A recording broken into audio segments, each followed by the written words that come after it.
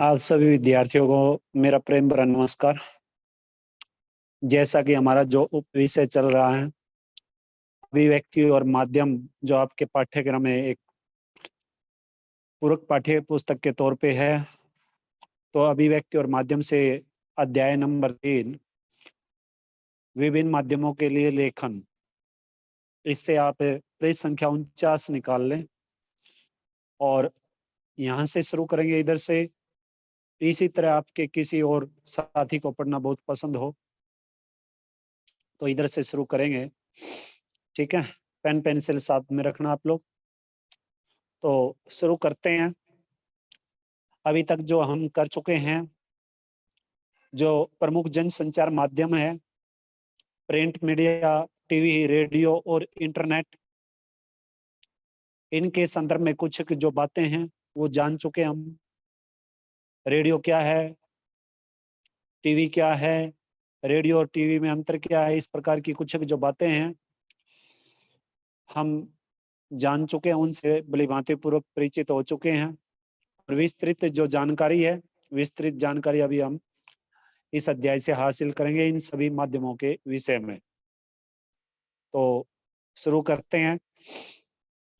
इसी तरह आपके किसी और साथी को पढ़ना बहुत पसंद हो और उसके फुर्सत के अक्सर अखबार और पत्रिकाओं के साथ गुजरते हों, जबकि आपका कोई अन्य दोस्त इंटरनेट पर चैटिंग करते या कुछ और पढ़ते देखते हुए उसी से चिपके रहना पसंद करता हो।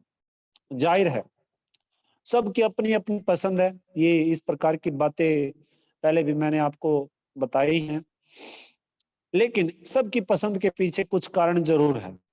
आप या आपके अन्य दोस्त अलग अलग जनसंचार माध्यमों को इसलिए अधिक पसंद करते हैं क्योंकि उनकी विशेषताएं या खूबियां आपकी आपके अन्य दोस्तों के मिजाज, रुचियों, जरूरतों और पहुंच के अनुकूल हैं।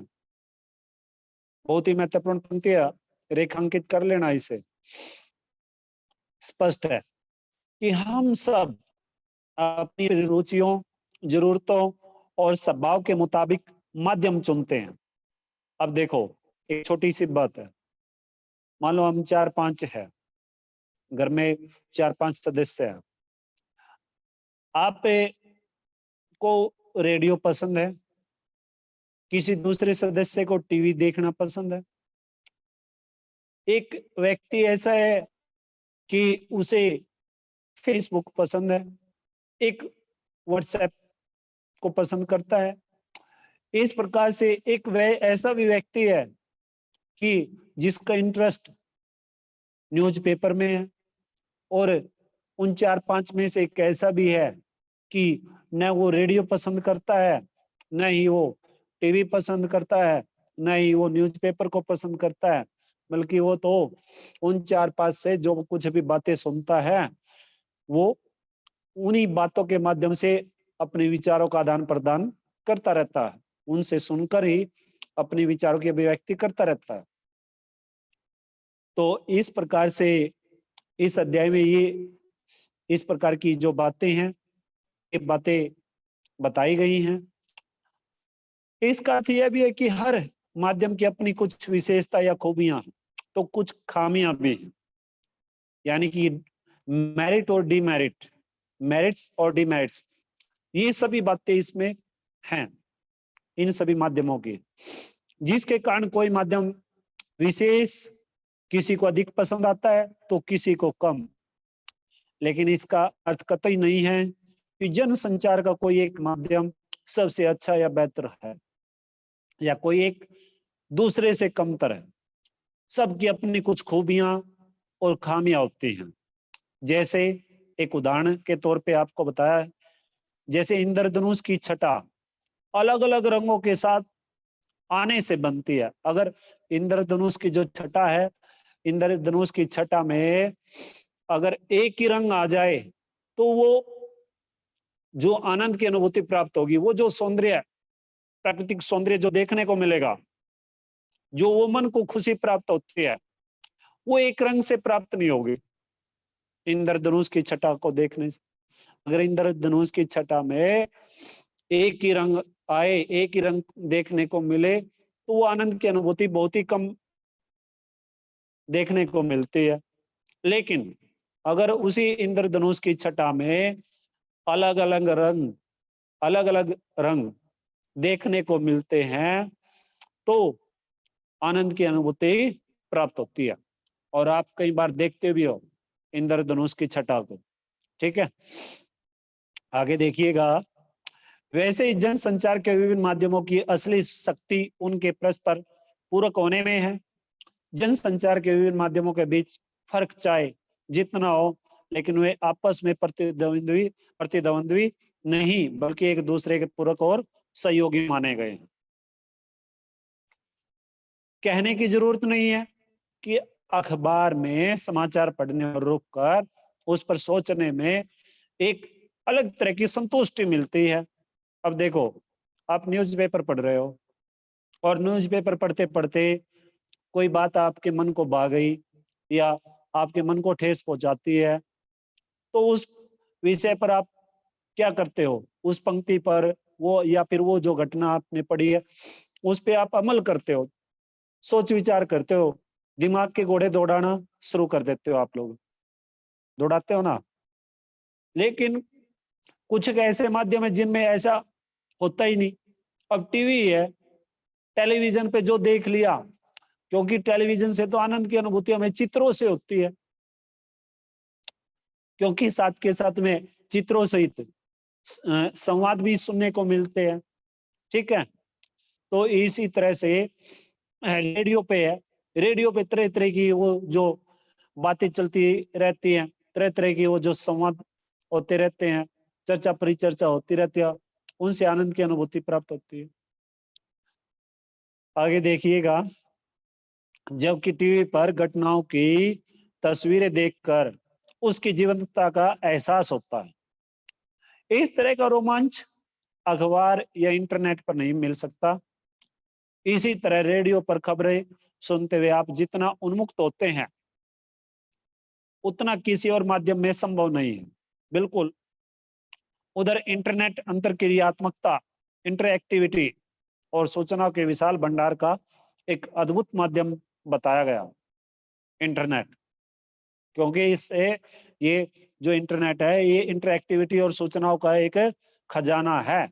तरह तरह की कैसी भी सूचनाएं आप इंटरनेट से प्राप्त कर सकते हो। ठीक है, तो बस एक बटन दबाओ, एक बटन दबाइए और सूचनाओं के अथाह संसार में पहुंच जाइए। जिस भी विषय पर आप जानना चाहें इंटरनेट के जरिए वहां पहुंच सकते हैं।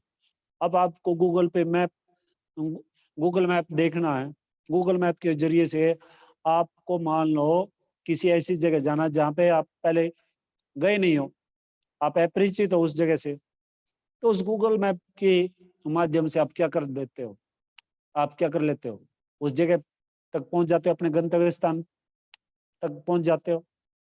तो इंटरनेट क्या है? ये इंटरनेट आप ऐतिहासिक, नवीनतम, भविष्य से संबंधित आप इंटरनेट पे सभी प्रकार की जो जानकारी है वो हासिल कर सकते हो। अब मान लो अब आपको मौसम विभाग के बारे में जानना, मौसम विभाग के बारे में, तो हम गूगल पे जाके या तो सर्च करते हैं या बोलते हैं वेदर टुडेज लोकेशन कि आज मौसम कैसा है, अगले 10 दिनों तक मौसम कैसा रहेगा। तो उस पे तुरंत दिखाया जाएगा कि अगले 5 जनवरी से और 9 जनवरी तक कई राज्यों में बारिश लगातार होगी।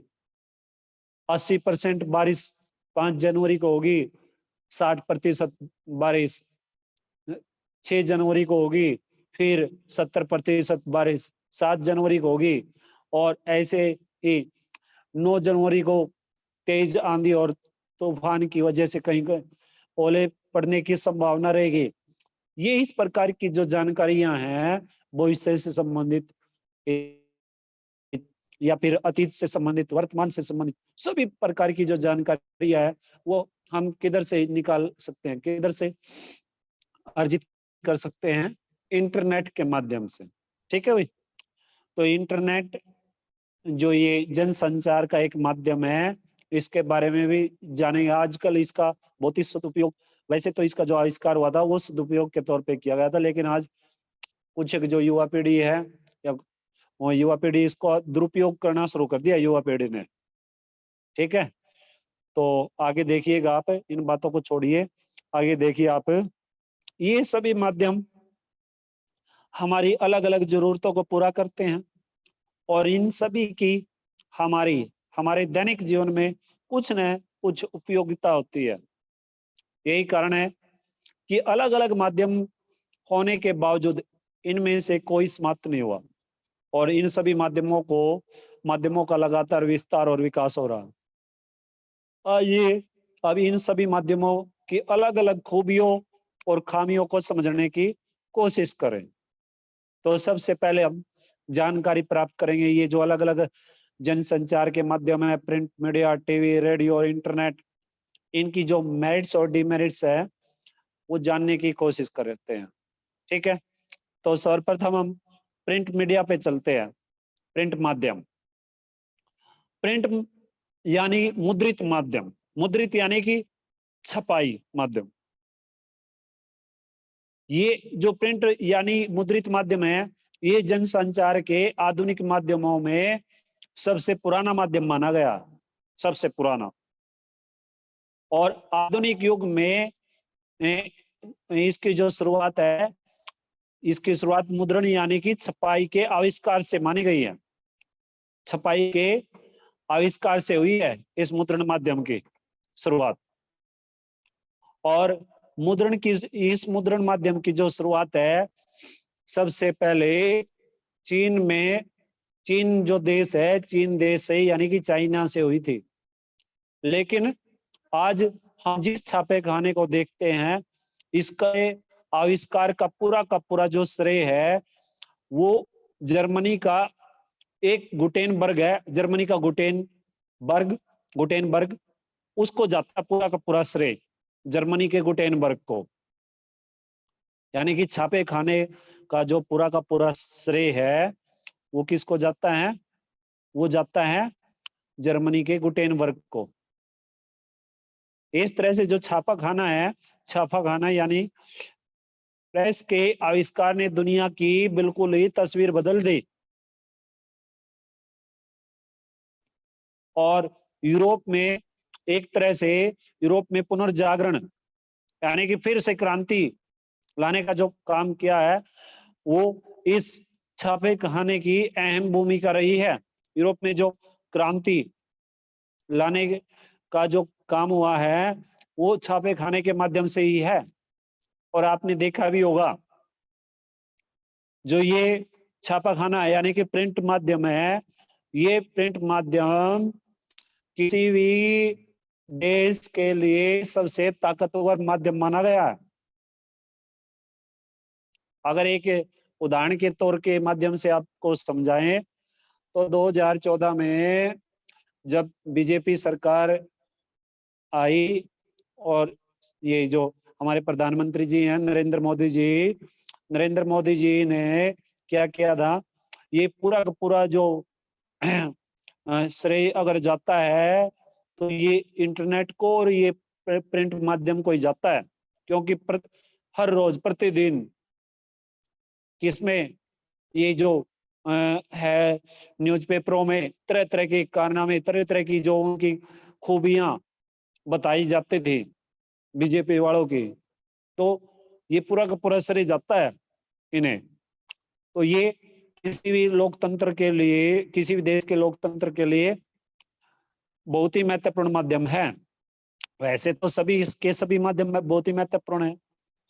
ठीक है, अब आप देखोगे कई बार कि उस समय 2004 में जो बीजेपी का मैनिफेस्टो था, तो उस मैनिफेस्टो में ये दर्शाया गया था कि हम इतने युवाओं को रोजगार देंगे, पेट्रोल डीजल की जो एक निर्धारित मूल्य रहेगा, 40 रुपए पेट्रोल 30 रुपए डीजल होगा।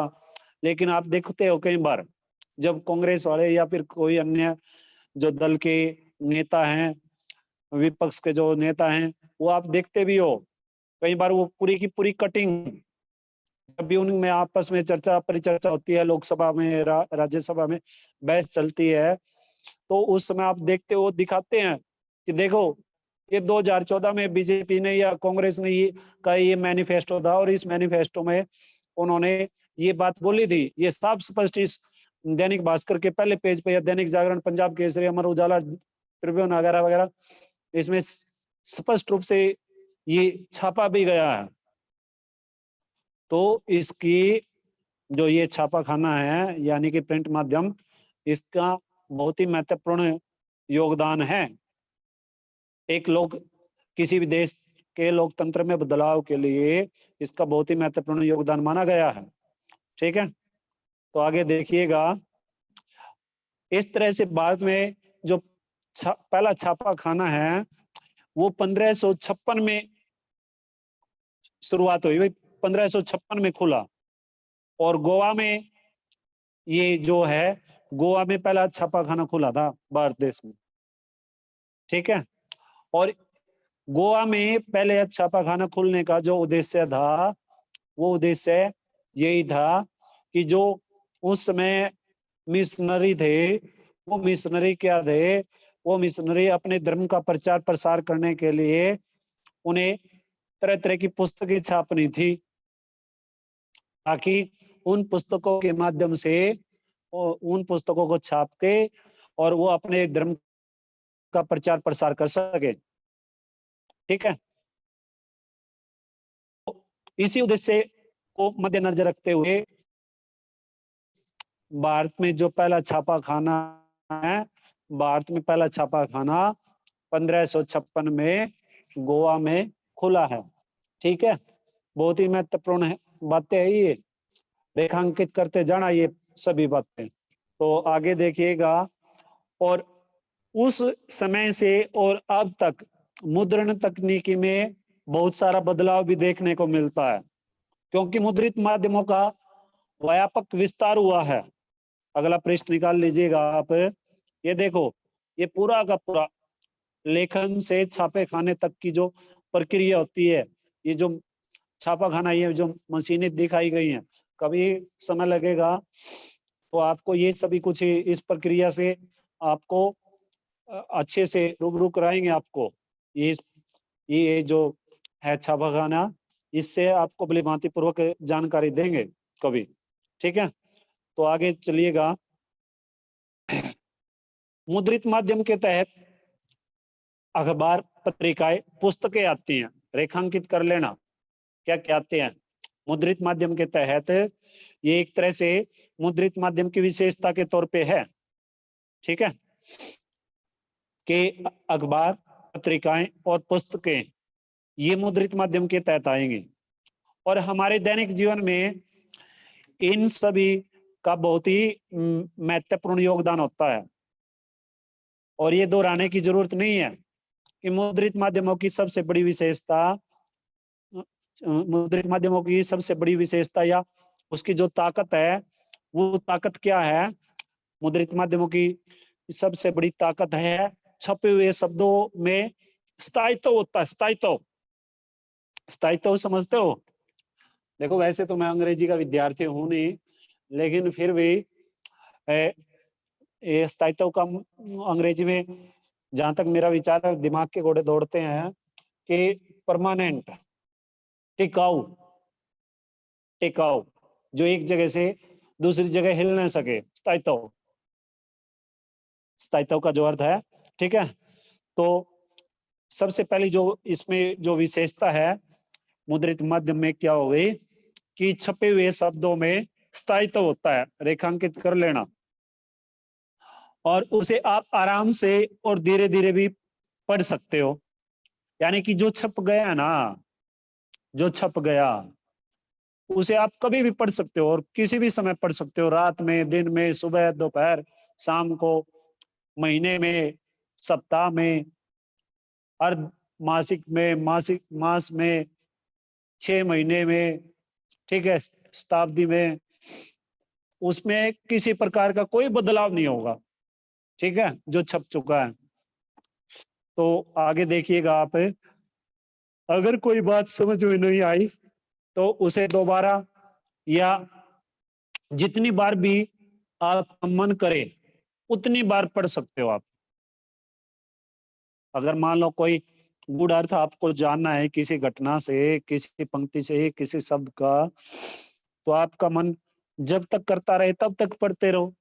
अब कुछ लोगों की आदत होती है न्यूज़पेपर को वो सुबह भी पढ़ लेते हैं, एक बार फिर दोपहर में पढ़ लेंगे, फिर से जैसे ही उनके पास न्यूज़पेपर आएगा फिर उस खबर को पढ़ लेंगे।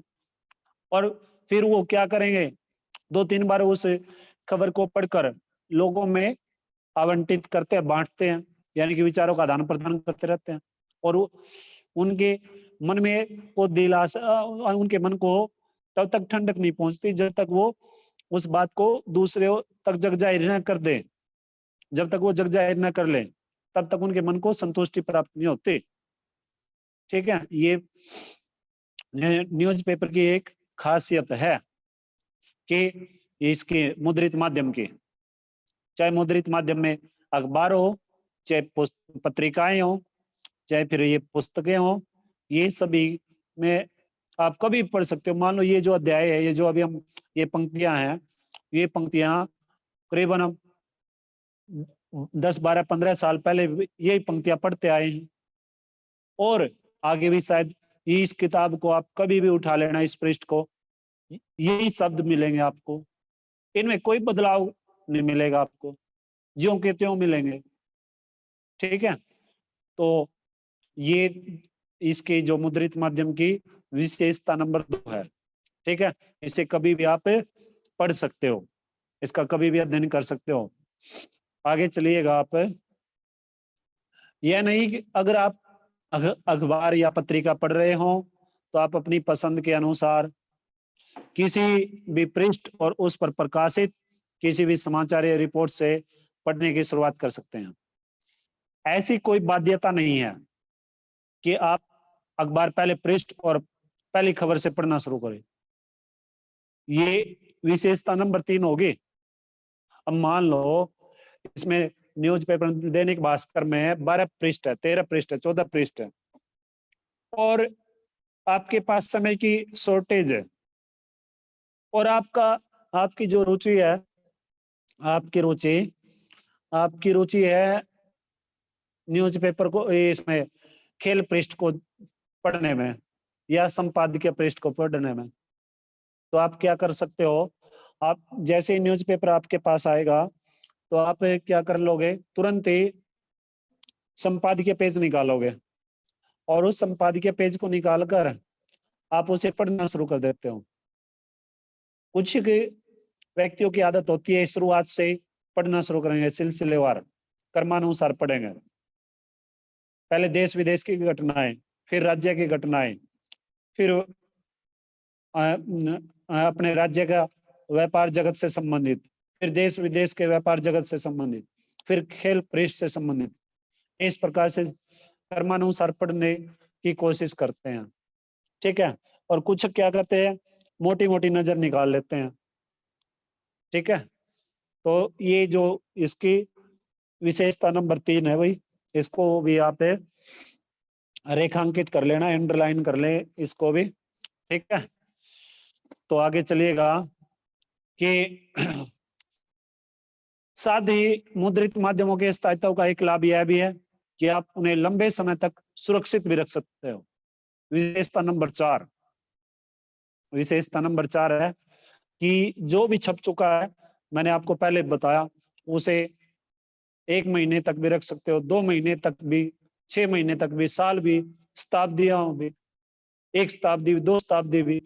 अब देखो ये जो हमारे ग्रंथ है, उपनिषद है, आपको पता भी होगा कितने उपनिषद है, कितने हमारे वेद है, इन सभी के बारे में आपको पता भी होगा। अब ये जितने भी हैं इनको आपको पता है कितनी शताब्दियां हो चुकी?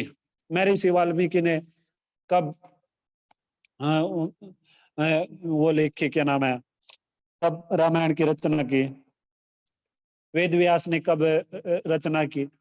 उस दौर की कितनी शताब्दियां गुजर चुकी हैं, लेकिन वेद व्यास के द्वारा जो रचित रचना है या हर्ष ये जो है क्या नाम है, कालिदास के द्वारा जो मेघदूत लिखी कालिदास ने, या फिर अन्य जो जितने भी साहित्यकार हुए, या फिर जो भी आध्यात्मिक जो ये आध्यात्मिक आध्यात्मिकता से संबंधित जो बातें बताई हैं, उन सभी को आप कभी भी किसी भी समय आप पढ़ सकते हो, देख सकते हो, वो ज्यों की त्यों मिलेंगे आपको, उनमें कोई फेरबदल नहीं मिलेगा। ठीक है, तो ये विशेषता नंबर 4 है वही इसकी। आगे चलिएगा आप। मुद्रित माध्यमों की दूसरी बड़ी विशेषता यह है कि लिखित भाषा का विस्तार है। लिखित भाषा का विस्तार, विशेषता नंबर 5 कर ले भाई इसको। जाहिर है कि इसमें लिखित भाषा की सभी विशेषताएं शामिल है। लिखित और मौखिक भाषा में सबसे बड़ा अंतर यह है कि लिखित भाषा अनुशासन की मांग करती है, डिसिप्लिन की मांग करती है। बोलने में एक सत्य स्फुरता होती है, तेजी आती है अपने आप में खुद में, लेकिन लिखने में आपको भाषा, व्याकरण और वर्तनी शब्दों के उपयुक्त इस्तेमाल का ध्यान रखना पड़ेगा, और आपको सुनना भी पड़ेगा। अब आपको पता ही नहीं छोटे ओ की मात्रा क्या होती है, बड़े ओ की लगानी होती है, आपको लगानी होती है। री की मात्रा लगा देते हो आप, ई की मात्रा। कई बार आप देखते भी हो साउंड, ये जो उच्चारण है, उच्चारण में त्रुटियां होती रहती हैं। बोलते कुछ है, बोलने की कोशिश कुछ करते हैं, और उच्चारण कुछ होता है। ठीक है, तो इस प्रकार से ये लिखित भाषा का एक विस्तार है। ठीक है, अगला पृष्ठ निकाल लीजिएगा आप। ठीक है, अगला पृष्ठ आपका इस्तेमाल का ध्यान रखना पड़ता है। ठीक है भाई, तो यही नहीं, अगर लिखे हुए को प्रकाशित होना है, यानी काफी लोगों तक पहुंचना है, तो आपको एक प्रचलित भाषा में लिखना पड़ेगा, ताकि उससे अधिक से अधिक जो लोग हैं वो उसको अच्छी प्रकार से समझ सके। और मुद्रित माध्यमों की तीसरी विशेषता है, यानी कि विशेषता नंबर 6, इसमें तीसरी दे दी मैंने आपको, छठी बता दी कि यह चिंतन, विचार और विश्लेषण का माध्यम है, एनालाइज का। ठीक है, इस माध्यम में आप गंभीर और गूढ़ बातें लिख सकते हैं। पाठक के पास नहीं सिर्फ उसे पढ़ने, समझने और सोचने का समय होता है, बल्कि उसकी योग्यता भी उसमें शामिल होती है। असल में मुद्रित माध्यमों का पाठक वही हो सकता है जो साक्षर हो, और जिसने औपचारिक या अनौपचारिक के जरिए एक विशेष स्तर की योग्यता हासिल की हासिल की हो। ठीक है, तो इस तरह से आगे चलिएगा। लेकिन मुद्रित माध्यमों की यही कमजोरी या सीमा भी है। निरक्षरों के लिए मुद्रित माध्यम किसी काम के नहीं है, यानी कि जो अनपढ़ व्यक्ति है, अब कई बार आप देखते हो बुजुर्ग व्यक्ति, अशिक्षित व्यक्ति है, वो सिर्फ चित्र देख के ही बात को समझने की कोशिश करते हैं। या पूछिए कि उनके घरों में न्यूज़पेपर आ जाता है, और उसमें से जो पढ़ने लिखने वाले हैं वो न्यूज़पेपर को पढ़ के और रख देते हैं, और फिर कोई अड़ोसी पड़ोसी या कोई सगा संबंधी जब भी उस न्यूज़पेपर को पढ़ेगा, तो वो जो अशिक्षित व्यक्ति कई बार बोलता है कि क्या आज भाई क्या है इसमें अखबार में क्या है आज, तो वो उसे पढ़कर या तो फिर पहले पढ़ेगा फिर उसे समझाने की कोशिश करेगा, या फिर क्या करता है, या फिर साथ के साथ में बोलता जाएगा, बोल बोल कर उसे पढ़ता जाएगा। ठीक है, तो ये इस प्रकार की जो बातें हैं, इस प्रकार की जो बातें, ये मुद्रित माध्यम का सबसे सबसे बड़ी कमी है मुद्रित माध्यम में। अनपढ़ों के लिए, अशिक्षित व्यक्तियों के लिए तो ये ना के बराबर है। ठीक है, कहावत नहीं है, काला अक्षर भैंस बराबर। तो ये तो इस प्रकार से है अशिक्षित व्यक्तियों के लिए। तो आगे चलिएगा आप। मुद्रित माध्यमों के ये बात हो चुकी है। तो भाषा ज्ञान के साथ साथ उनकी शैक्षिक ज्ञान और योग्यता का विशेष ध्यान रखना पड़ता है। इसके अलावा उन्हें पाठकों की रुचि और जरूरतों का भी पूरा ध्यान रखना पड़ता है। माध्यमों की एक और सीमा यह है कि वे रेडियो, टीवी या इंटरनेट की तरह तुरंत घटी घटना को संचालित नहीं कर पाते। ये एक निश्चित अवधि पर प्रकाशित होते हैं। ये भी सबसे बड़ी कमी है। मैंने आपको कल भी बताया था, आपको क्लास के में बताया था कि ये है ना, एक इनके लिए एक समय सारणी होती है, डेडलाइन, जिसको डेडलाइन बोलते हैं, आएगा वो भी। यानी कि जो छपने का जो समय है, अखबार के छपने का जो एक निर्धारित, एक निश्चित सुनिश्चित समय होता है, उस सुनिश्चित समय को ही डेडलाइन कहा जाता है। आएगी ये सभी बातें, ठीक है। तो आगे चलेगा, वे रेडियो, टीवी या इंटरनेट की तरह, ये तो बात हो चुकी है। ये एक निश्चित अवधि पर प्रकाशित होते हैं। जैसे अखबार 24 घंटे में एक बार या साप्ताहिक पत्रिका सप्ताह में एक बार प्रकाशित होती है। अखबार या पत्रिका समाचारों या रिपोर्ट को प्रकाशन के लिए स्वीकार करने की एक निश्चित समय सीमा होती है, जिसे डेडलाइन कहते हैं। देखो आगे ना वही बात मैंने आपको पहले बता दिया, इसमें बाद में आई कि अखबार या पत्रिकाओं को छपने का जो एक समय निर्धारित किया जाता है कि भाई 12 बजे से पहले जितनी भी घटनाएं, जो भी जिस प्रकार की भी घटनाएं, उनसे संबंधित जो सूचनाएं एकत्रित हो चुकी है, वो 12 बजे से पहले या 1 बजे से पहले या 11 बजे से पहले जो छप जाएंगे। उसके बाद जो कुछ भी सूचना है, उनको संपादक महोदय, उप संपादक महोदय या जो गेट कीपर है, द्वारपाल है, उनके पास आती है, तो वो उसमें नहीं छाप सकते। लेकिन इसके लिए भी वो क्या करते हैं, इसके लिए भी वो कुछ स्पेस रखते हैं। कई बार क्या होता है कि अहम घटना घटित हो जाती है कोई भी देश विदेश में, तो उसके लिए कुछ जगह रखते हैं और फिर उस खबर को छाप देते हैं, ठीक है। तो आगे चलिएगा, कुछ अपवादों को छोड़कर समय सीमा समाप्त होने के बाद कोई सामग्री प्रकाशन के लिए स्वीकार नहीं की जाती। इसलिए मुद्रित माध्यमों के लेखकों और पत्रकारों को प्रकाशन की समय सीमा का पूरा ध्यान रखना पड़ता है।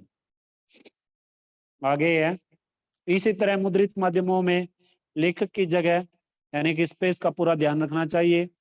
जैसे किसी अखबार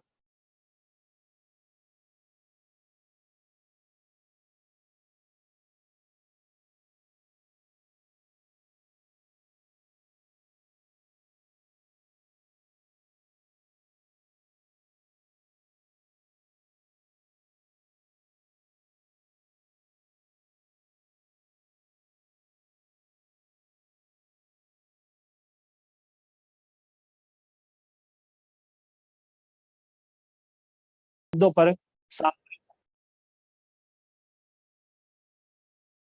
ही उन्हें विभिन्न विषयों और मुद्दों पर सामग्री प्रकाशित करनी होती है। महत्व और जगह की उपलब्धता के अनुसार वे निश्चित करते हैं कि किसे कितनी जगह मिलेगी। मुद्रित माध्यम के लेखक या पत्रकार को इस बात का भी ध्यान रखना पड़ता है कि छपने से पहले आलेख में मौजूद सभी गलतियां और जो अशुद्धियां हैं, उन अशुद्धियों को दूर किया जाए, क्योंकि एक बार प्रकाशन के बाद वह गलती या अशुद्धि वहीं चिपक जाएगी।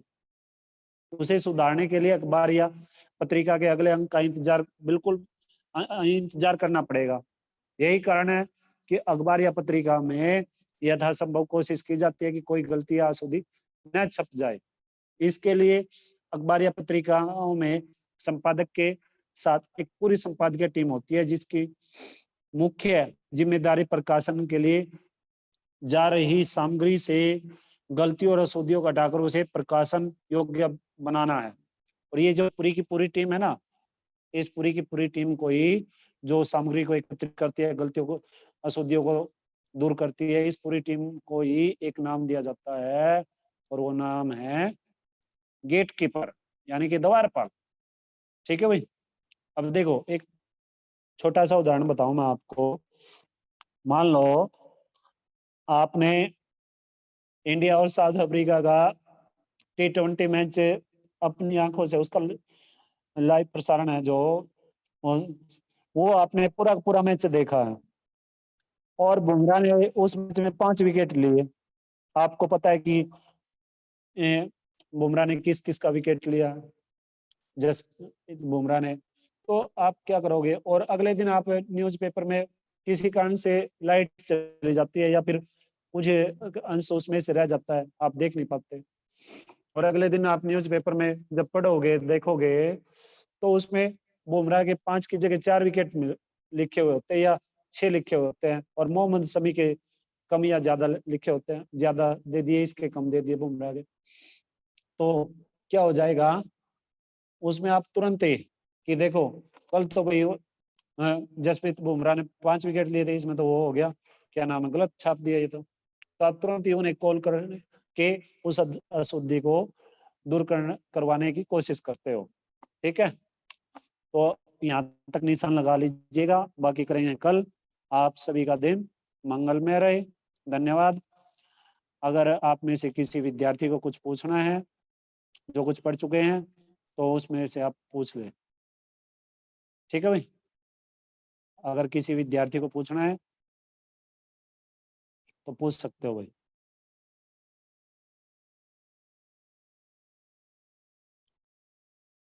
चलिए ठीक है भाई, आप सभी विद्यार्थियों का दिन मंगलमय रहे। बहुत बहुत धन्यवाद।